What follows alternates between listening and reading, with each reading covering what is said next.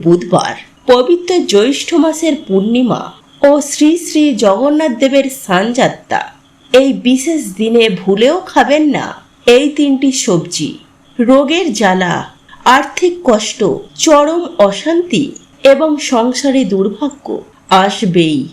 জ্যৈষ্ঠ পূর্ণিমা হলো সেই মহৎ দিন, যেই দিন শ্রী শ্রী জগন্নাথ দেবের স্নানযাত্রা পালন হয়। এই জ্যৈষ্ঠ পূর্ণিমায় ও শ্রী শ্রী জগন্নাথ দেবের স্নানযাত্রায় স্নান ও দানের বিশেষ মাহাত্ম্য রয়েছে।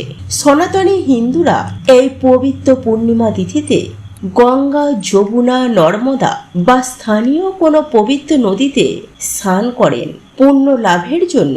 অনেকেই এই দিন সাধ্যমতো কিছু না কিছু দান করেন, আবার অনেকেই এই দিনে পূর্ণিমার ব্রত পালন করে সারাদিন উপবাসে থাকেন এবং সন্ধ্যায় পূজা করেন। এই জ্যৈষ্ঠ পূর্ণিমার দিন অনেকের বাড়িতেই সত্যনারায়ণের পূজা। এছাড়াও এই দিন মা দুর্গার আর এক রূপ বাণিজ্য দেবী গন্ধেশ্বরী মাতার পূজা করা হয়। এই দিন ফুল, ধূপ, দীপ ভগবানকে নিবেদন করা হয়। বন্ধুরা, জ্যোতিষ শাস্ত্র মতে বাস্তুদোষ ও গ্রহদোষের প্রতিকার এবং দান করার জন্য জ্যৈষ্ঠ পূর্ণিমার দিনটি বিশেষভাবে উল্লেখযোগ্য। নমস্কার বন্ধুরা, আজকের নতুন পর্বে আপনাদের সকলকেই স্বাগত জানাই। আজকে আমরা জানব স্বয়ং ভগবান কৃষ্ণের বলা জ্যৈষ্ঠ পূর্ণিমার দিন ও শ্রী জগন্নাথ দেবের স্নানযাত্রার বিশেষ দিনে কোন কোন তিনটি সবজি খাওয়া একদমই উচিত নয়। এই দিন যে সবজিগুলি খেলে জীবনে ঘনিয়ে আসতে পারে চরম দারিদ্রতা, পরিবারের সদস্যদের লেগে থাকবে নানান রোগ ব্যাধি, ঘরে বাইরে কথায় কথায় সৃষ্টি হবে অশান্তি, আপনি ভালো কাজ করলেও লোকে সেটা নিন্দা করবে, সংসারে নেমে আসবে চরম দুর্ভাগ্য। আপনি এই জ্যৈষ্ঠ পূর্ণিমার ব্রত পালন করুন বা নাই করুন, কিন্তু এই দিন অবশ্যই শাস্ত্র অনুসারে নিষিদ্ধ খাবারগুলি এড়িয়ে চলুন। তাহলে বাস্তুদোষ দূর হবে এবং আপনি এবং আপনার পরিবার সুরক্ষিত থাকবেন, সুস্থ থাকবেন।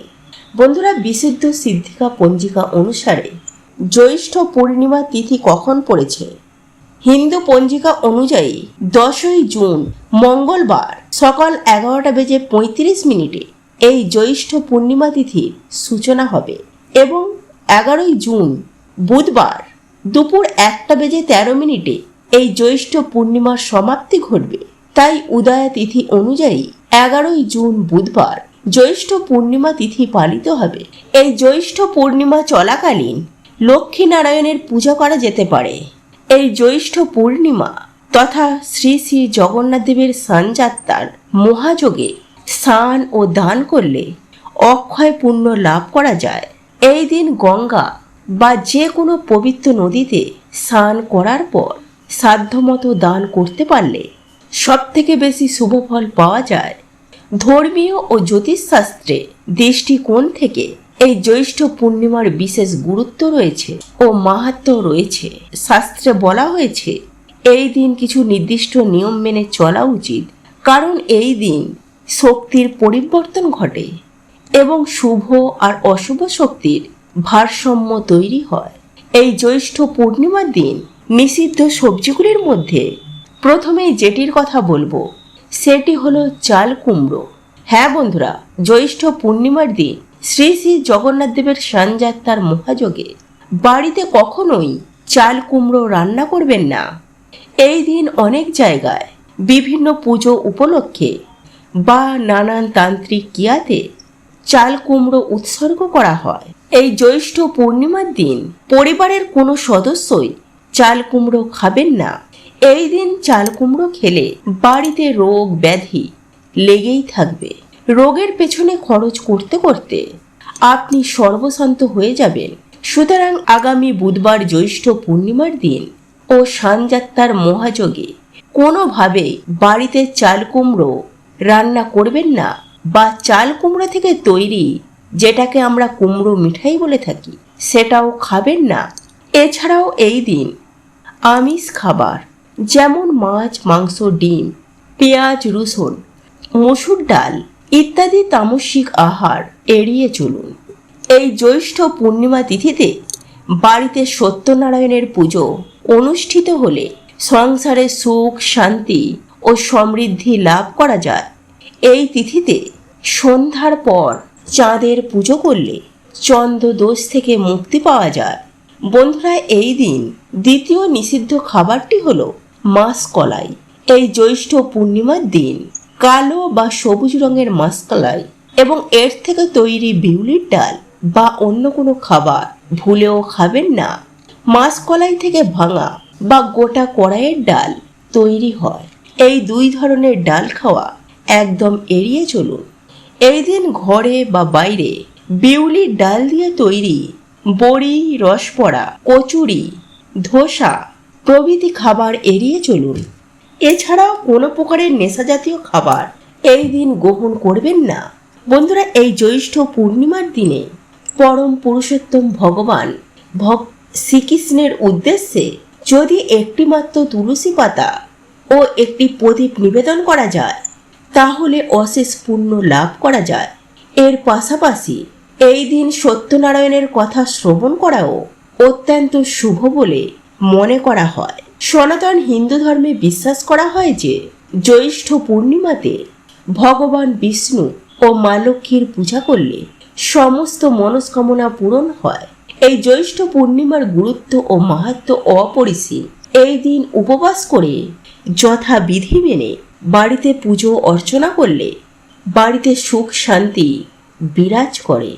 এই দিনে ধ্যান, তপস্যা ও অহিংসা ব্রত অনুশীলনে প্রতীক। যেখানে হিন্দু ধর্মে এই দিনে অনেকেই সত্য, অহিংসা ও সংযমের ব্রত পালন করে পুণ্য অর্জন করে, ঈশ্বর বিশ্বাসী মানুষদের কাছে এই জ্যৈষ্ঠ পূর্ণিমা আত্মশুদ্ধি এবং আধ্যাত্মিক জাগরণের জন্য একটি বিশেষ উপলক্ষ হিসাবে বিবেচিত হয়। এই জ্যৈষ্ঠ পূর্ণিমার রাতে চাঁদের আলোতে একটি ধাতুর পাত্রে গঙ্গা জল রাখা শুভ। পরের দিন সেই জল মাথায় ছিটিয়ে নিন। এতে নেগেটিভ শক্তি দূর হয় ও সৌভাগ্য বৃদ্ধি পায়। জ্যৈষ্ঠ পূর্ণিমার রাতে একটি সাদা কাপড়ে 5টি কাঁচা চাল ও 1 মুঠো দুধে ভেজানো মুগের ডাল বেঁধে শ্রীকৃষ্ণের ছবি বা মূর্তির সামনে অর্পণ করুন।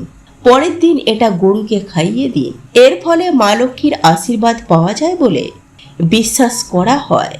এছাড়াও এই জ্যৈষ্ঠ পূর্ণিমার রাতে একটি সাদা কাগজে নিজের মনের ইচ্ছা লিখে রেখে শ্রীকৃষ্ণের চরণে বা শ্রীকৃষ্ণের মূর্তির পাশে বা ছবির পাশে লিখে এটিকে রাখতে পারেন। কথিত আছে সেই ইচ্ছা পূরণ হয়।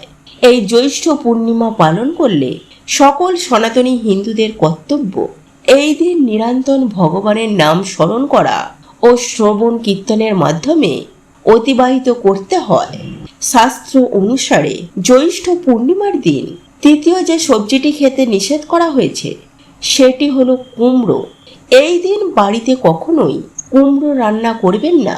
পরিবারের কোনো সদস্যই এই জ্যৈষ্ঠ পূর্ণিমার দিন কুমড়ো খাবেন না। এই দিন কুমড়ো খেলে বাড়িতে রোগ ব্যাধি লেগেই থাকবে। রোগের পেছনে খরচ করতে করতে আপনি সর্বশান্ত হয়ে যাবেন। সুতরাং এই জ্যৈষ্ঠ পূর্ণিমার দিন কোনোভাবেই কুমড়ো বা কুমড়ো দিয়ে তৈরি কোনো খাবার মুখে তুলবেন না। এছাড়াও এই দিনে চুল দাড়ি কাটা ও নখ কাটা এবং সহবাস নিষিদ্ধ। বন্ধুরা, আশা করি ভিডিওটি আপনাদের সামান্য হলেও উপকারে আসবে। ভগবান শ্রীকৃষ্ণ ও মা লক্ষ্মীর কৃপায় আপনারা সবাই ভালো থাকবেন, সুস্থ থাকুন এই প্রার্থনা করি। আজ তাহলে এখানেই শেষ করলাম। জয় ভগবান শ্রীকৃষ্ণের জয় গুরু।